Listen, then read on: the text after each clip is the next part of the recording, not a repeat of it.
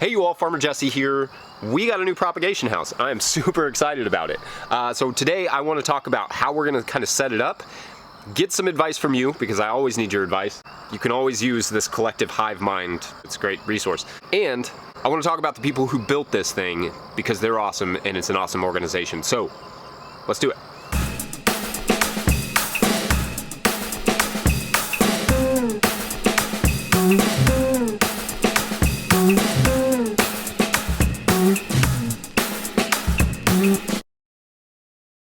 First, this thing was built by Grow Appalachia. They are a nonprofit organization here in Appalachia who do like a number of really awesome things that Hannah and I really love, which is that they teach people how to grow food, how to sell it, how to preserve it, and they do things like build high tunnels, so we love to support them. And we also love their tunnels. They're just really well built. So we already have two of these, our other two tunnels. Those were built 2 years ago by Grow Appalachia, and we really love the work they do. We love the people. Kayla and Chris have been amazing for us. So they're amazing. We really like working with them. And we needed a freaking propagation house. Let's go look at what our old propagation house looks like.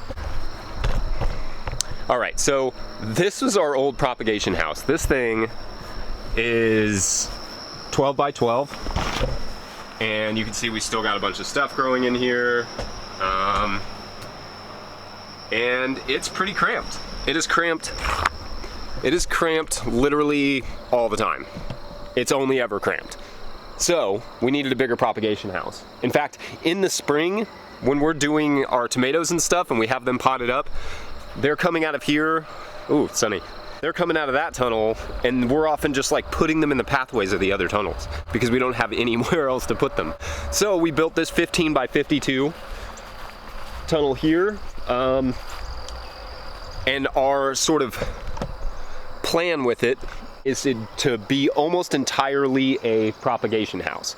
So what we're gonna do, and this is where I'll take your advice, we don't have a really good way to heat this. We probably will in the future, you know, get some electricity or some propane down here. But for the moment, it's just like a general propagation house. We did fine with that one with no heat or with minimal heat. We're also gonna build an actual like small seed propagation house, greenhouse right off of our own house in the near future. So that's where we're really gonna be starting seeds that are more sensitive. This is more for just like when the season is going, bulk, microgreens, and tomatoes once they're potted up, and all the bulk stuff, just to be able to fit it. So half of this is gonna be used for propagation, and half of it, probably a little bit more than half, is also gonna be used for winter production. So let me just look at this. Let me just show you what that looks like in here. So basically what I'm thinking here is we're gonna take 2 4-foot beds. We've never grown on 4-foot beds. All of ours are on 30 inches, but I think that doesn't really make sense when you don't need more paths in your tunnels. You need fewer paths, maybe no paths at all. But we're gonna do 2 4-foot beds, 4 foot by 50, and then the rest of this space, so that would leave about 6 feet, right? 5-6 feet will be propagation, kind of right up against this.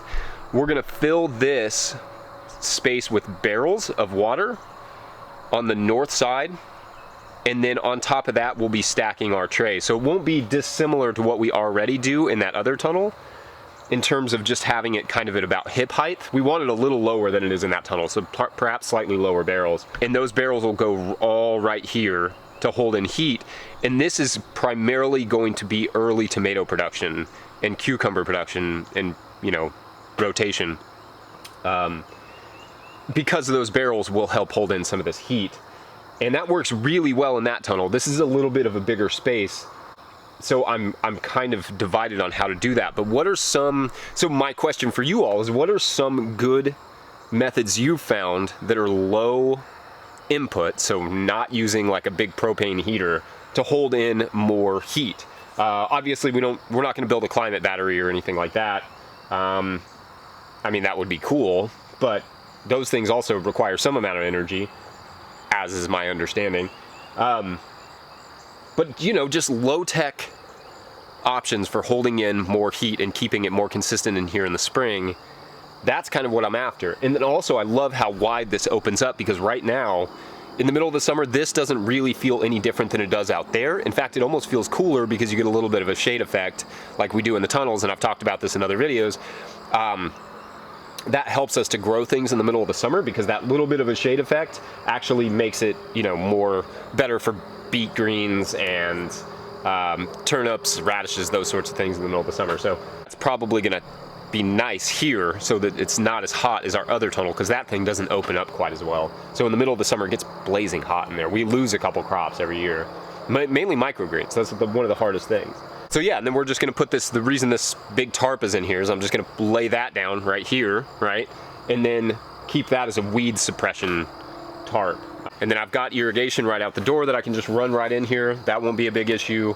We're also gonna put a gutter on this other side, because we're gonna actually do that today. So in later this week, probably like Tuesday-ish, I'm gonna do a farm tour, show you the whole farm, what's going on in July. I like to do that every 2 months. So we'll see. You can hold me to account if I actually put this gutter on today.